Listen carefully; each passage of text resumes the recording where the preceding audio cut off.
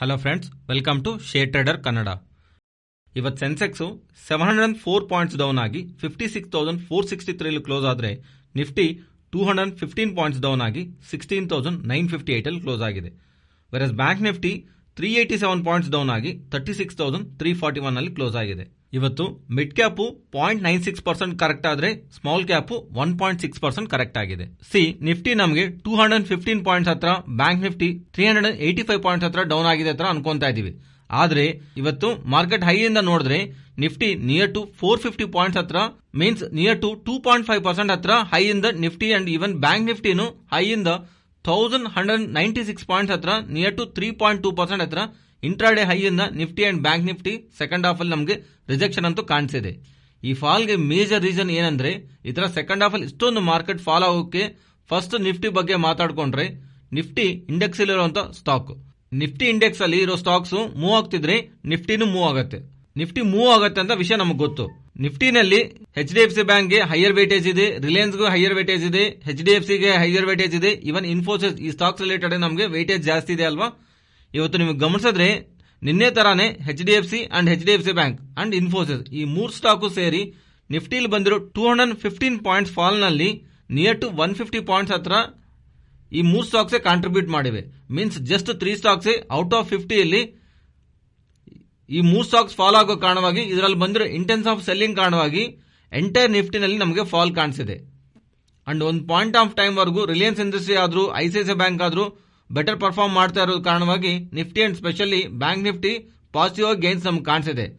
ಆದ್ರೆ second half ಅಲ್ಲಿ intense of selling Nifty and bank ನಿಫ್ಟಿಲಿ ಕಾಸ್ ಬಂದಿದೆ ಅಲ್ವಾ. HDFC and HDFC bank and Infosys ಈ ಮೂರಲ್ಲಿ ಸೆಲ್ಲಿಂಗ್ ಬಂದಿರೋ ಕಾರಣವಾಗಿ ನಿಫ್ಟಿನಲ್ಲಿ heavy fall. Because IT index ಅಲ್ಲಿ ಈ HDFC ಟ್ವಿನ್ ಸ್ಟಾಕ್ಸ್ ಅಂಡ್ ಇನ್ಫೋಸಿಸ್ಗೂ ಸೇರಿ ಇಂಡೆಕ್ಸ್ ಅಲ್ಲಿ ನಿಯರ್ ಟು 33% ಹತ್ರ ವೈಟೇಜ್ ಇದೆ. ಈ ಸ್ಟಾಕ್ಸ್ ಅಲ್ಲಿ ಫಾಲ್ ಬರ್ತಿದ್ರೆ HDFC ಟ್ವಿನ್ ಸ್ಟಾಕ್ಸ್ ಅಲ್ಲಿ ನಮ್ಗೆ ಫಾಲ್ ಬರ್ತಿದ್ರು, ನಿಫ್ಟಿ ಹೆಂಗೂ ನಮಗೆ ಫಾಲ್ ಆಗತ್ತೆ. ವೆರಸ್ ಬ್ಯಾಂಕ್ ನಿಫ್ಟಿ ರಿಲೇಟೆಡ್ ಆಗಿನೂ HDFC ಬ್ಯಾಂಕ್ ಫಾಲ್ ಆಗಿದ್ರ ಕಾರಣವಾಗಿ 426 ಪಾಯಿಂಟ್ ಹತ್ರ ಬ್ಯಾಂಕ್ ನಿಫ್ಟಿಲಿ ನೆಗೆಟಿವ್ ಆಗಿ ಕಾಂಟ್ರಿಬ್ಯೂಷನ್ ಆಗಿದೆ. ಸಿಂಪಲ್ ಆಗಿ ನಿಫ್ಟಿ ಅಂಡ್ ಬ್ಯಾಂಕ್ ನಿಫ್ಟಿಲಿ ಫಾಲ್ ರಿಲೇಟೆಡ್ ಆಗಿರೋ ಮೇಜರ್ ರೀಸನ್ಸ್ ಸ್ವಲ್ಪ ಪರ್ಟಿಕ್ಯುಲರ್ ಸ್ಟಾಕ್ಸ್, ಪ್ರೈಮರಿ ಆಗಿ HDFC and HDFC bank and Infosys ಈ ಮೂರು ಸ್ಟಾಕ್ಸ್ ಪರ್ಟಿಕ್ಯುಲರ್ ಆಗಿ, ಈ 3 ಸ್ಟಾಕ್ಸ್ ರಿಲೇಟೆಡ್ ಆಗಿ ನಿನ್ನೆ ಡೆಲಿವರಿ ವ್ಯಾಲ್ಯೂಸ್ ಗಮನಿಸಿದ್ರೆ ಇನ್ಫೋಸಿಸ್ ಅಲ್ಲಿ ನಿಯರ್ಲಿ 3000 ಕ್ರೋರ್ಸ್ ಹತ್ರ ಕ್ಯಾಶ್ ಅಲ್ಲಿ ಡೆಲಿವರಿ ಸೆಲ್ಲಿಂಗ್ ಕಾಣಿಸಿದೆ. ಅಂಡ್ ಆ ಇನ್ಫೋಸಿಸ್ ಗೆ ಅಡಿಷನ್ ಆಗಿ HDFC and HDFC bank delivery selling ನೀವು ಗಮನಿಸಿದ್ರೆ ಅದು 3800 ಕ್ರೋರ್ಸ್ ಹತ್ರ ಇದೆ. ಈ ಎರಡರಲ್ಲಿ ಕಂಬೈನ್ಡ್ ಆಗಿ ಡೆಲಿವರಿ ಸೆಲ್ಲಿಂಗ್ ಮೀನ್ಸ್ ಯಾವ ಫಾಲ್ ಆದ್ರೂ ನಮ್ಗೆ ಕಾಣಿಸ್ತಾ ಇದೆ, ಅದು ಇಂಟ್ರಾಡೇ ಸ್ಪೆಕ್ಯುಲೇಟಿವ್ ಫಾಲ್ ಅಲ್ಲ, ಡೆಲಿವರಿಲಿ ಬರ್ತಿರೋ ಸೆಲ್ಲಿಂಗ್. ಪರ್ಟಿಕ್ಯುಲರ್ಲಿ FIs ಇದರಲ್ಲಿ ತುಂಬಾ ಕಂಟಿನ್ಯೂಸ್ ಸೆಲ್ ಮಾಡ್ತಾ ಇದ್ದಾರೆ. ಅಂಡ್ ಯಾವಾಗ್ಲೂ ಇಲ್ದಿರೋ ಅಷ್ಟು ಲಾಸ್ಟ್ 40 ಡೇಸ್ ಇಂದಾನು ಯಾವಾಗ್ಲೂ FIs ಇಷ್ಟು ದೊಡ್ಡ ಮೊತ್ತದಲ್ಲಿ ಸೆಲ್ ಮಾಡಿಲ್ಲ. ಐ ಥಿಂಕ್ ಮಾರ್ಚ್ 8 ಆ ಪಾಯಿಂಟ್ ಆಫ್ ಟೈಮ್ ಅಲ್ಲಿ ಸೆಲ್ ಮಾಡಿದ್ದಾರೆ. ಈಗ ಇಷ್ಟು ದೊಡ್ಡ ಮೊತ್ತದಲ್ಲಿ 40 ಡೇಸ್ ಆದ್ಮೇಲೆ FIs ನಿನ್ನೆ ನಿಯರ್ ಟು 6300 ಕ್ರೋರ್ಸ್ ಹತ್ರ ಇಂಡಿಯನ್ ಈಕ್ವಿಟಿ ಮಾರ್ಕೆಟ್ ಸೆಲ್ ಮಾಡಿದ್ದಾರೆ. DIs ಇಂದ ಸಪೋರ್ಟ್ ಸಿಕ್ತಿದ್ರು FIs ಇಂದ ಬರ್ತಿರೋ ಇಂಟೆನ್ಸ್ ಆಫ್ ಸೆಲ್ಲಿಂಗ್ ನಿನ್ನೇನು ಇವನ್ ಇವತ್ತು ನಮ್ಮ ಇಂಡಿಯನ್ ಈಕ್ವಿಟಿ ಮಾರ್ಕೆಟ್ ನ ಡೌನ್ ಸೈಡ್ ಗಂತೂ ಮೂವ್ ಮಾಡಿದೆ. ಸೊ ರೀಸನ್ಸ್ ಮಾತಾಡ್ಕೊಂಡ್ರೆ global inflation and even 10 years bond yields ಜಾಸ್ತಿ ಆಗಿದೆ ಅಂತ ಅಪ್ಡೇಟ್ಸ್, ಹೈಯರ್ ವ್ಯಾಲ್ಯೂಯೇಷನ್, ಈ ರೀಸನ್ಸ್ ಎಲ್ಲ ಮಾತಾಡ್ಕೋಬಹುದು. ಆದ್ರೆ HDFC ಬ್ಯಾಂಕ್, ಇನ್ಫೋಸಿಸ್ ನಲ್ಲಿ FIs ಮೂಲಕ ಬರ್ತಿರೋ intense of selling over all equity market ನ ರಿಲೇಟೆಡ್ ಆಗಿ ನೆಗೆಟಿವ್ ಥೀಮ್ ಅಂತೂ ಪ್ಲೇ ಆಗ್ತಿದೆ. ಇಲ್ಲಿಂದ ಮಾರ್ಕೆಟ್ ನಾವು ಯಾವ ತರ ಗಮನಿಸಬೇಕಂದ್ರೆ, ನಿನ್ನೆ ವಿಡಿಯೋಲ್ಲ ನಾವು ಅನ್ಕೊಂಡಿರೋದು ನಿಫ್ಟಿ 17,080 ಮಾರ್ಕ್ ನ ಒಂದ್ ವೇಳೆ ಮಾರ್ಕೆಟ್ ಬ್ರೇಕ್ ಮಾಡಿದ್ರೆ ನೆಕ್ಸ್ಟ್ ಇರೋ ಇಂಪಾರ್ಟೆಂಟ್ ಲೆವೆಲ್ ಅಂತೂ 16,840. ಇವನ್ ಆ ಝೋನ್ ಹತ್ರನೂ ಬಂದು ಮಾರ್ಕೆಟ್ ಕ್ಲೋಸ್ ಆದ್ರೆ ನೆಕ್ಸ್ಟ್ ಇರೋ ಇಂಪಾರ್ಟೆಂಟ್ ಲೆವೆಲ್ ಆದ್ರೆ 16,840. ಅಂಡ್ ಇವತ್ತು ಆ ಝೋನ್ ಹತ್ರ ಬಂದು ಮಾರ್ಕೆಟ್ ಕ್ಲೋಸ್ ಅಂತೂ 16,960 ಹತ್ರ ಆಗಿದೆ. ಈ 17,080 ಮಾರ್ಕ್ ಅಬೋವ್ ಮಾರ್ಕೆಟ್ ನಿಫ್ಟಿ ಬಂದಿಲ್ಲ ಅಂದ್ರೆ ಡೌನ್ ಸೈಡ್ 16,750 ಅಂಡ್ 16,611 ನಾವು ಎಕ್ಸ್ಪೆಕ್ಟ್ ಮಾಡಬಹುದು. ಅಂಡ್ ಒಂದು ಪಾಯಿಂಟ್ ಆಫ್ ಟೈಮ್ ವರ್ಗು ಇವತ್ತು ಕ್ಲಿಯರ್ ಆಗಿ ಮಾರ್ಕೆಟ್ ಸಪೋರ್ಟ್ಸ್ ಹತ್ರ ಸಪೋರ್ಟ್ ತಗೊಂತ, ಅಗೈನ್ ರೆಸಿಸ್ಟೆಂಟ್ ಹತ್ರ resistant, again support, again resistant, ಈ ತರ ಒಂದು ರೇಂಜ್ ಬೌಂಡ್ ನಲ್ಲಿ market both Nifty and bank ನಿಫ್ಟಿಯಲ್ಲಿ ನಡೀತಾ ಇತ್ತು. ಒಂದು ಪಾಯಿಂಟ್ ಆಫ್ ಟೈಮ್ ಇಂದ intense of sell off, even ಪ್ರತಿಯೊಬ್ಬರನ್ನು ಸೆಲ್ ಆಫ್ ಅಂತೂ ಸರ್ಪ್ರೈಸ್ ಮಾಡಿದ್ದೆ. ಸೊ ಯಾವಾಗ್ಲೂ ನಾವು ಒಂದು ವಿಷಯ ಜ್ಞಾಪಕ ಇಟ್ಕೋಬೇಕು, ಅದೇ ನಿಫ್ಟಿ ಆದ್ರೂ ಬ್ಯಾಂಕ್ ನಿಫ್ಟಿ ಆದ್ರೂ ಆ ಇಂಡೆಕ್ಸ್ ಸಂಬಂಧಿಸಿರುವ ಹೆವಿ ವೇಟ್ಸ್ ಅಲ್ಲಿ ಬರ್ತಿರುವಂತಹ ಫಾಲ್ ಆ ಇಂಡೆಕ್ಸ್ ನು ಇಂಪ್ಯಾಕ್ಟ್ ಮಾಡುತ್ತೆ. ಇದೇ ಇವತ್ತು ಇಂಡೆಕ್ಸ್ ಅಲ್ಲಿ ಬರೋ ಫಾಲ್ ಗೆ ಮೇಜರ್ ರೀಸನ್. ಫ್ರೆಂಡ್ಸ್, ನಾವು ಈ ವಿಡಿಯೋಲಿ ಇಡ್ತಿರೋ ಎಫರ್ಟ್ಸ್ ನಿಮ್ಗೆ ಏನಾದ್ರು ಇಂಟ್ರೆಸ್ಟಿಂಗ್ ಆಗಿ ಅನಿಸ್ತಾ ಇದ್ರೆ, ನಿಮ್ಗೆ ಇದು ಯೂಸ್ ಆಗ್ತಾ ಇದ್ರೆ ನಮ್ಮ ವಿಡಿಯೋನ ಲೈಕ್ ಮಾಡೋದಕ್ಕೆ ಪ್ರಯತ್ನ ಮಾಡಿ. ಯೂಶುವಲ್ ಆಗಿ ಮಾರ್ಕೆಟ್ ಇಷ್ಟೊಂದು ಫಾಲೋ ಆಗುವಾಗ ರಿಲಯನ್ಸ್ ಆಸ್ ಎ ಮೇಜರ್ ಆಗಿ ಫಾಲೋ ಇರುತ್ತೆ ಅಂತ ಎಕ್ಸ್ಪೆಕ್ಟ್ ಮಾಡ್ತೀವಿ. ಬಟ್ ಇವತ್ತು ರಿಲಯನ್ಸ್ ಓಪನಿಂಗ್ ಇಂದಾನು ತುಂಬಾ ಸ್ಟ್ರಾಂಗ್ ಆಗಿ ಗೈನ್, ಓವರ್ ಆಲ್ ಆಗಿನೂ 3% ಪಾಸಿಟಿವ್ ಆಗಿ ಗೈನ್ ಆಗಿದೆ. ಇದಕ್ಕೆ ಓವರ್ ಆಲ್ ಮಾರ್ಕೆಟ್ ರಿಲೇಟೆಡ್ ಆಗಿ ಮಲ್ಟಿಪಲ್ ಅಪ್ಡೇಟ್ಸ್ ಕಾಣಿಸ್ತಿದ್ರು ಎಲ್ಲ ಅಪ್ಡೇಟ್ಸ್ ಮಾತಾಡ್ಕೊಳ್ಳೋಣ. ಬಟ್ ನಾನ್ ಬಿಲೀವ್ ಮಾಡ್ತಾ ಇರುವಂತ ಮೇಜರ್ ರೀಸನ್ ರೀಸೆಂಟ್ ಟೈಮ್ ಅಲ್ಲಿ ಕ್ರೂಡ್ ಆಯಿಲ್ ಪ್ರೈಸಸ್ ತುಂಬಾ ಜಾಸ್ತಿ ಆಗ್ತಿದೆ ಅಲ್ವಾ. ಇದರಿಂದ ಆಯಿಲ್ ನ ರಿಫೈನ್ ಮಾಡೋ ಕಂಪನೀಸ್ಗೆ ಒಳ್ಳೆ ಗ್ರಾಸ್ ರಿಫೈನಿಂಗ್ ಮಾರ್ಜಿನ್ಸ್ GRM ಅಂತಾರೆ ಅದನ್ನ. ಯೂಶುವಲ್ ಆಗಿ ರಿಲಯನ್ಸ್ ಇಂಡಸ್ಟ್ರಿ ಅವರು ರಿಸಲ್ಟ್ ಪೋಸ್ಟ್ ಮಾಡುವಾಗ್ಲೂ ನಾವು ಈ ಟರ್ಮ್ ನ ಗಮನಿಸ್ತಾ ಇರ್ತೇವೆ. GRM ನ ಲಾಸ್ಟ್ ಕ್ವಾರ್ಟರ್ ನಲ್ಲಿ ಮೀನ್ಸ್ Q4 ನಲ್ಲಿ ಸಿಂಗಪೂರ್ಗೆ ಸಂಬಂಧಿಸಿರುವ gross refining margins $7.8 per barrel ಇದ್ರೆ ಆವರೇಜ್ Q4 ಎಲ್ಲಾನು ಮೀನ್ಸ್ ಜನವರಿ, ಫೆಬ್ರವರಿ, ಮಾರ್ಚ್ ಈ 3 ತಿಂಗಳಿಗೂ ಸಂಬಂಧಿಸಿರೋ ಆವರೇಜ್ $7.8 ಪರ್ ಬ್ಯಾರಲ್ ಇದ್ರೆ ಈ ರೀಸೆಂಟ್ ಟೈಮ್ಸ್ ಅಲ್ಲಿ GRM gross refining margin average $7.8 ಇಂದ $17 ಪರ್ ಬ್ಯಾರಲ್ಗೆ 5 ಇಯರ್ಸ್ ಹೈಗೆ ಗ್ರಾಸ್ ರಿಫೈನಿಂಗ್ ಮಾರ್ಜಿನ್ಸ್ ಅಂತೂ ರೀಚ್ ಆಗಿವೆ. ಇದರಿಂದ ಯಾರಾದ್ರೆ ರಿಫೈನಿಂಗ್ ಸೆಗ್ಮೆಂಟ್ ಅಲ್ಲಿ ಇರ್ತಾರಲ್ಲ, ಲೈಕ್ ರಿಲಯನ್ಸ್ ಇಂಡಸ್ಟ್ರಿ ಆದ್ರೂ, MRPL and even Chennai petroleum ಅವರು ಅವ್ರ ರಿಲೇಟೆಡ್ ಇರೋ shares due to crude oil prices ನಲ್ಲಿ ಬರ್ತಿರುವಂತ ರ್ಯಾಲಿ ಕಾರಣವಾಗಿ ಅದಕ್ಕೆ ಫರ್ದರ್ ಆಗಿ ಮಾರ್ಜಿನ್ಸ್ ಬೆಟರ್ ಆಗತ್ತೆ ಅಂತ ಒಂದು ಪಾಸಿಟಿವ್ ನೋಟ್ ಇಂದ ಇಂಟ್ರಾಡೇ ಸೆಷನ್ ಅಲ್ಲಿ ರ್ಯಾಲಿ, ಇದೇ ಮೇಜರ್ ರಿಲಯನ್ಸ್ ಪಾಸಿಟಿವ್ ಮೂವ್ ಗೆ ಬ್ಯಾಕ್ ಇರುವಂತ ರೀಸನ್. ಬಟ್ ಇದರ ಜೊತೆಗೆ ಇರೋ ಅಪ್ಡೇಟ್ ನ ಗಮನಿಸಿದ್ರೆ ಮೋರ್ಗಾನ್ ಸ್ಟ್ಯಾನ್ಲಿ ಅವರು Reliance industry Asia focus list ಅಲ್ಲಿ ಆಡ್ ಮಾಡಿದ್ದಾರೆ.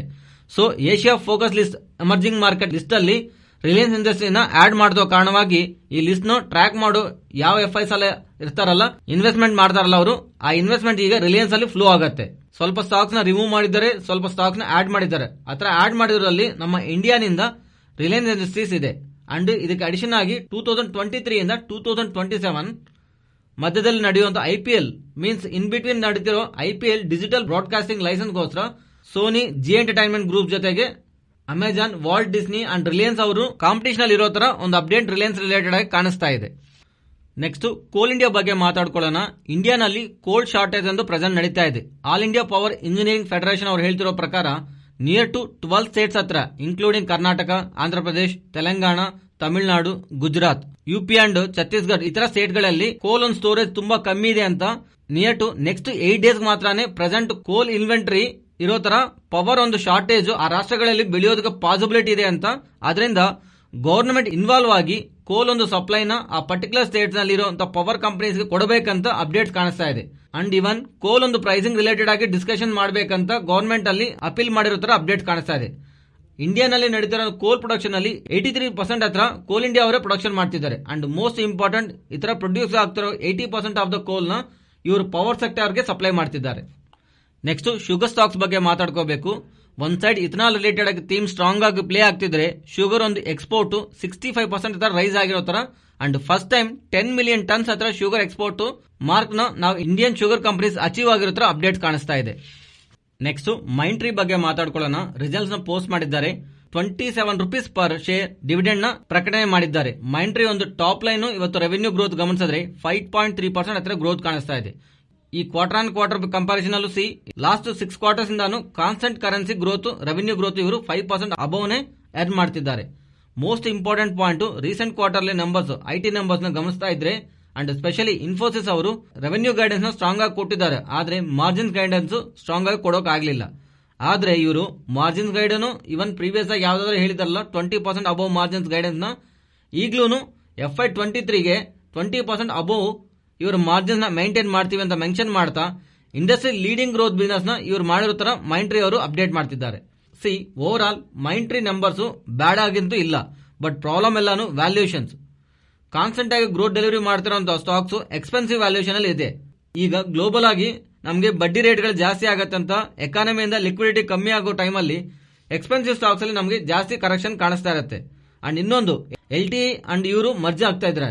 LTI and mind tree merger ಇದೆ ಅಂತ ಪ್ರೀವಿಯಸ್ ಆಗಿ ಸ್ಪೆಕ್ಯುಲೇಷನ್ ನಮಗೆ ಬಂದಿದೆ ಅಲ್ವಾ, ಅದಕ್ಕೆ ಇವರು ರೆಸ್ಪಾಂಡ್ ಆಗ್ತಾ ಇದೆಲ್ಲಾನು ಸ್ಪೆಕ್ಯುಲೇಷನ್, ಡಿಸ್ಕಷನ್ಸ್, ಅಫಿಷಿಯಲ್ ಆಗಿ ಅಪ್ಡೇಟ್ ಅಂತೂ ಅಲ್ಲ. ಏನಾದ್ರೂ ಇದ್ರೆ ನಾವು ಅಪ್ಡೇಟ್ ಮಾಡ್ತೀವಿ ಅಂತ ಮೈಂಡ್ ಟ್ರೀ ಅವರು ಎಕ್ಸ್ಚೇಂಜಸ್ ಗೆ ಅಪ್ಡೇಟ್ ಮಾಡಿದ್ದಾರೆ.